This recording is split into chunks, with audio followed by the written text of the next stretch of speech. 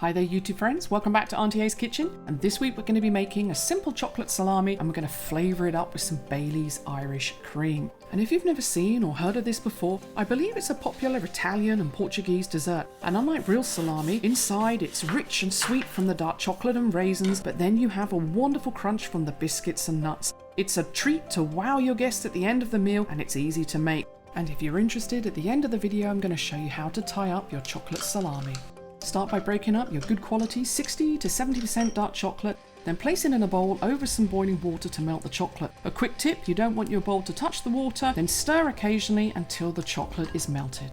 When it comes to the biscuits, you're going to want to use a biscuit that's very crunchy. Today I'm using some German Leibniz, but I've also found that rich tea biscuits or Amaretti biscuits also work really well. With your hands, break the biscuits up as evenly as you can into small pieces, and I'll leave a list of the ingredients and the measurements that I'm using today in the description below this video. It is a flexible recipe. You could reduce the amount of biscuits and add more nuts and raisins if you wanted, the idea being that the biscuits and raisins resemble the speckled fat that you'd find in a real salami. Going back to the video, as soon as your chocolate starts to melt, you can add your butter, sugar and cocoa powder. Then mix everything until it's well incorporated and you no longer have any grains of sugar in your sauce. Allow the chocolate sauce to cool down for about 5 minutes before then adding some Bailey's Irish cream, and I personally think this really does take the flavour to another level. You could add a different liqueur of your liking, or alternatively, if you want to keep it alcohol free, just add a hit of espresso.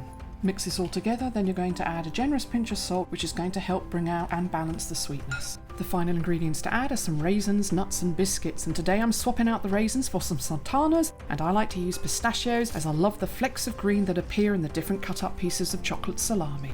But as I mentioned earlier, this is a flexible recipe, so feel free to put your own twist on this and add any variety of dried fruit or nuts that you might have in your cupboard. Sometimes, for example, at Christmas, I like to soak the raisins in a liqueur beforehand, before then adding a blend of Christmas spices to make this more of a festive Christmas salami. And these are great to give away if you're looking for a homemade gift idea.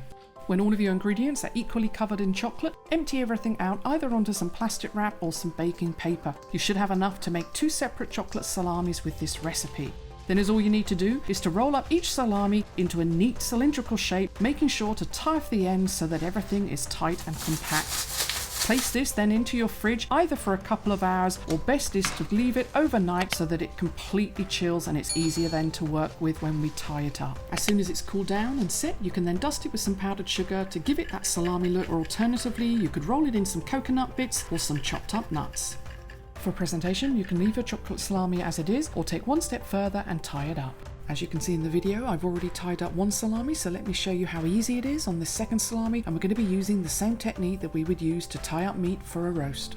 Start by making a slidable knot of string, forming a loop and place this over the end. Then by pulling the string, it's going to close the loop around your chocolate salami.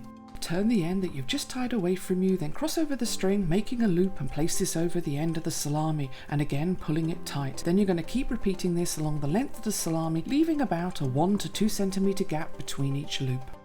As soon as you've reached about 3/4 of the way along your salami, turn it around and keep going, repeating the process until you get to the end.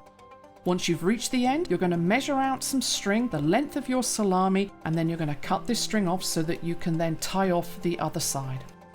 You could use some regular string for this, but I would recommend, if you can get hold of it instead, to use some butcher's string or twine, otherwise known as kitchen string or twine, and this is a lot safer to use when tying up food for cooking. So you've now tied off one side. All you're going to do now is wrap the string around the end and then wrap it around each loop. This is a little fiddly, but you should end up with your chocolate salami tied up both horizontally and vertically.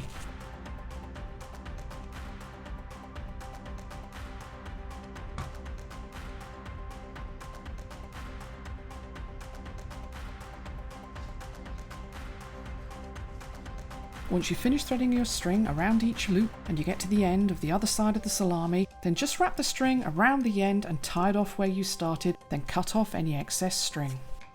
So here we have what looks like a savoury salami, but really it's a delicious sweet dessert, and as you've seen in today's video, it's easy to make. The combination of flavours and textures make this a wonderful treat to serve at the end of a meal or alongside a cheese board. Thanks for watching today. I hope you have a wonderful week, and as always, I look forward to seeing you in the next video.